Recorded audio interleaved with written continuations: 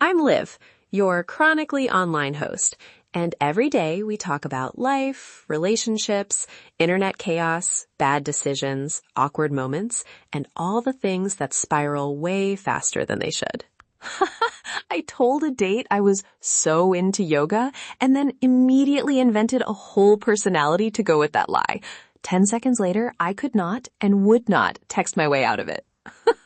Let me be blunt. Enthusiasm can buy you an hour of grace and one very public collapse.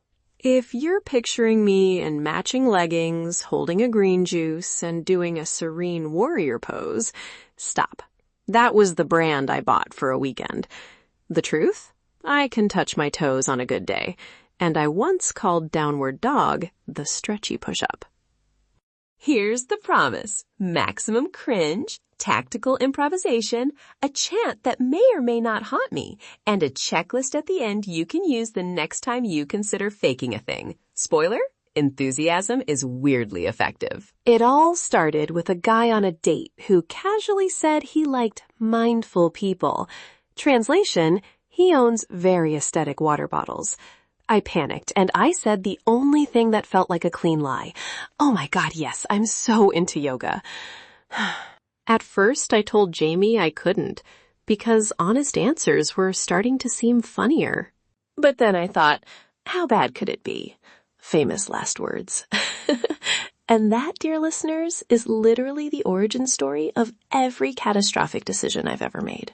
I called the studio, and the owner chirped, "We're so chill. Anyone energetic can lead a flow."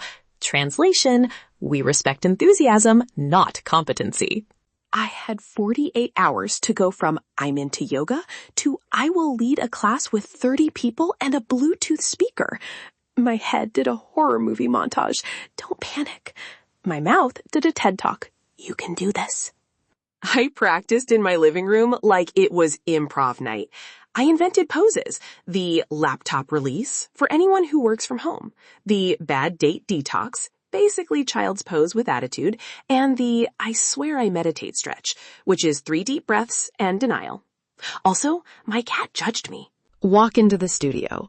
Soft light, plants, someone named Aura at the front desk who smells like eucalyptus and vague regret.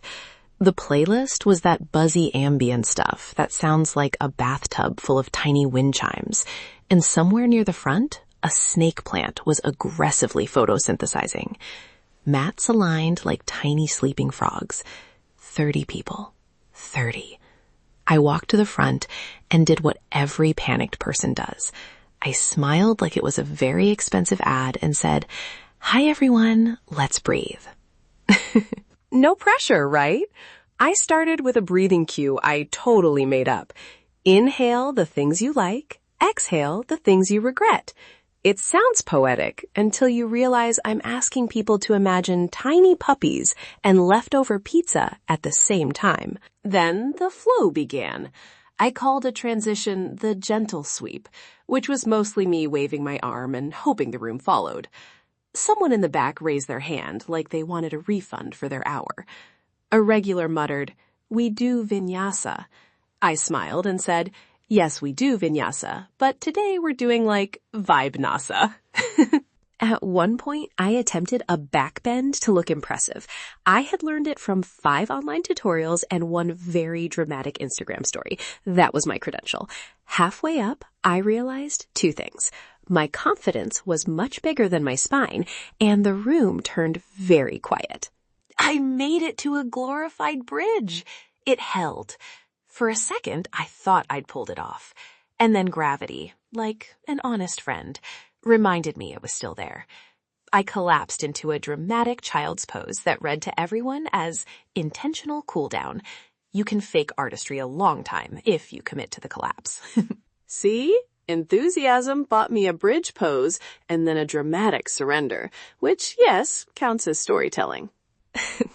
Complication.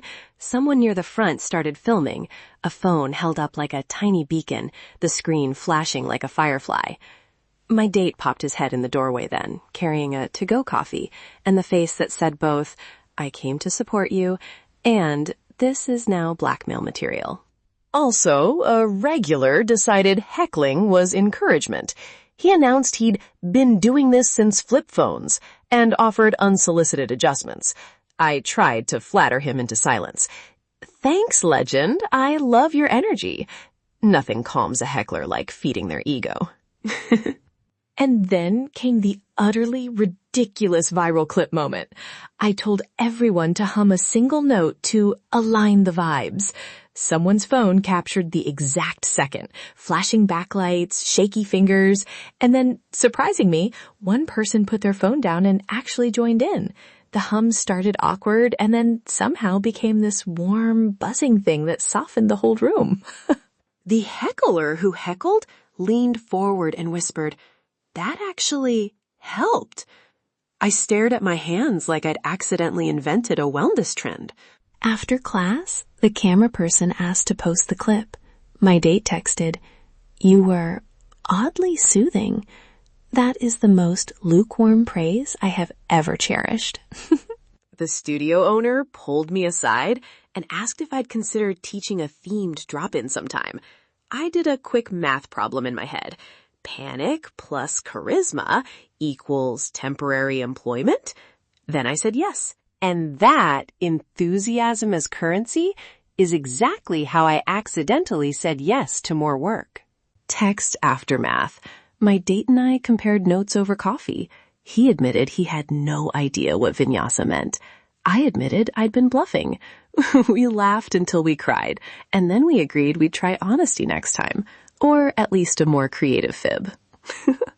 Big takeaway, and I've been threading this through the whole story, is enthusiasm can actually buy you time, forgiveness, and a ridiculous anecdote. But also, don't make a habit of it unless you like surprises. Quick checklist for surviving your own fake flex. 1. Don't claim deep expertise you can't improvise around. 2. Have a theatrical collapse you can sell as intentional artistry. 3. Always have a chant or a simple cue, even if it's just breathe and maybe buy a plant. It worked for me.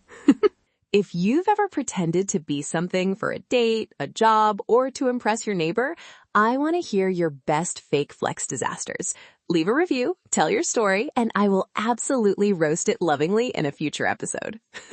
If today's episode made you laugh or feel slightly better about your own life choices, then my job here is officially done. Love, live. Stay chaotic. Love, live.